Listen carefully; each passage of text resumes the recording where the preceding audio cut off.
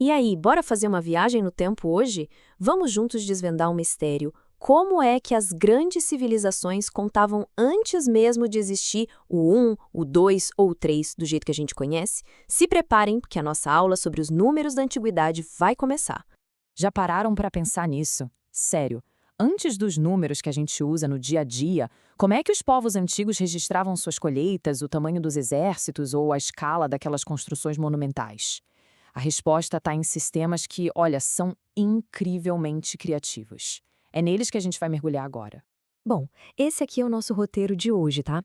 A gente começa entendendo a necessidade de contar, depois vamos decifrar os hieróglifos egípcios, fazer uns exercícios práticos, e aí pulamos para o Império Romano para quebrar o código deles. E no final, a gente vai entender por que os nossos números acabaram vencendo essa batalha. Então, tudo começa com uma necessidade básica, né? Para uma civilização crescer, não importa se era para construir, fazer comércio ou governar, era fundamental organizar, medir e, o mais importante, registrar quantidades. Muito, mas muito antes de calculadora, ou até mesmo de papel, o pessoal usava símbolos criativos. Eles desenhavam na areia, esculpiam em pedra, tudo para representar quantidades. Era a matemática nascendo da necessidade, bem na prática, como a gente vê aqui com esses egípcios. E por falar nos egípcios, eles foram um dos primeiros a desenvolver um método bem sofisticado de contagem.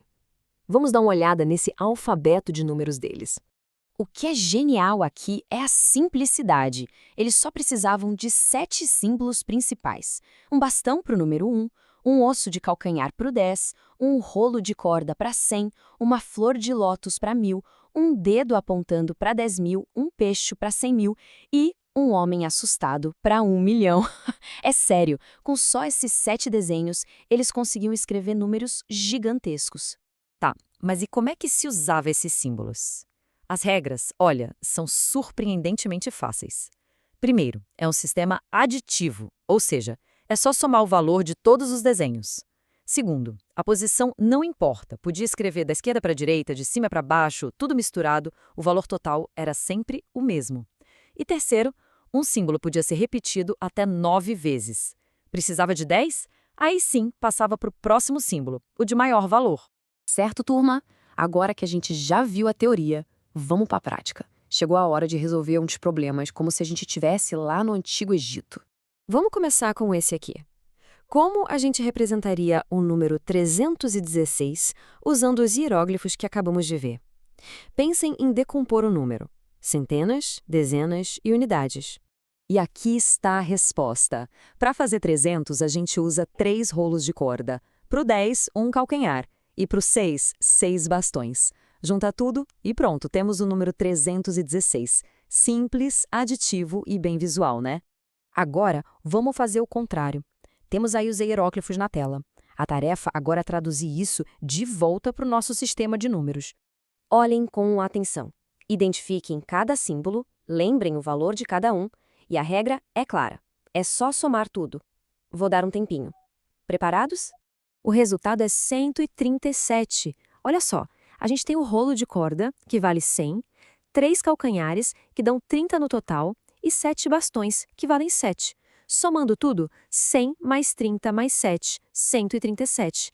Isso mostra perfeitamente como o princípio aditivo deles funcionava. Muito bem. Agora, vamos sair do Egito e viajar para outra grande civilização que também deixou uma marca enorme no mundo dos números: Roma.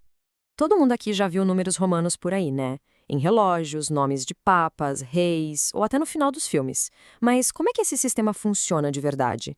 Ele tem umas coisinhas diferentes, umas reviravoltas, se a gente comparar com o sistema egípcio? Bom, assim como os egípcios, os romanos também tinham um conjunto de símbolos básicos. São 7 letras do próprio alfabeto deles: o I para 1, o V para 5, o X para 10, L para 50, C para 100, D para 500 e M para 1000. E é aqui que vem a grande virada. Os romanos usavam tanto o princípio de somar, parecido com o dos egípcios, quanto uma grande novidade, o princípio de subtrair.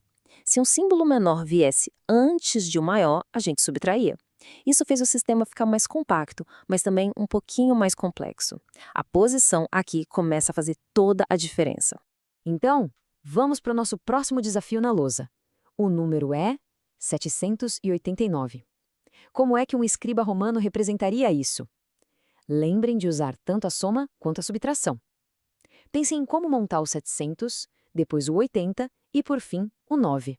Vamos lá para a solução? Para 700, a gente tem D mais C mais C. Para 80, L mais X, X, X.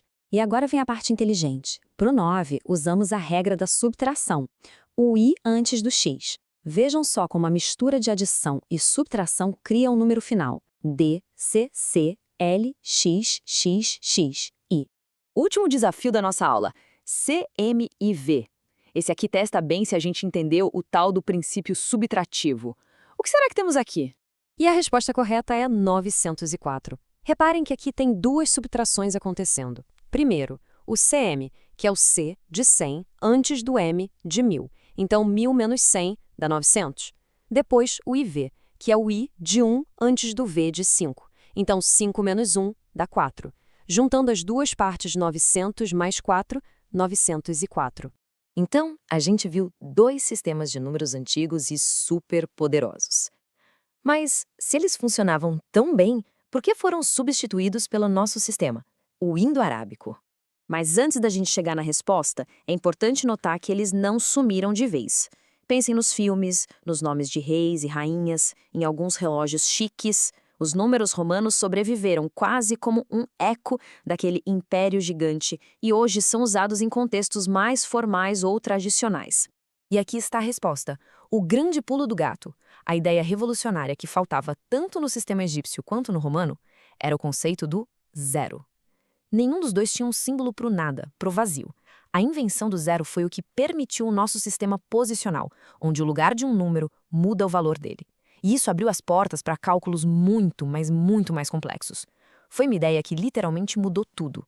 E com essa reflexão, a nossa aula de hoje termina. Até a próxima!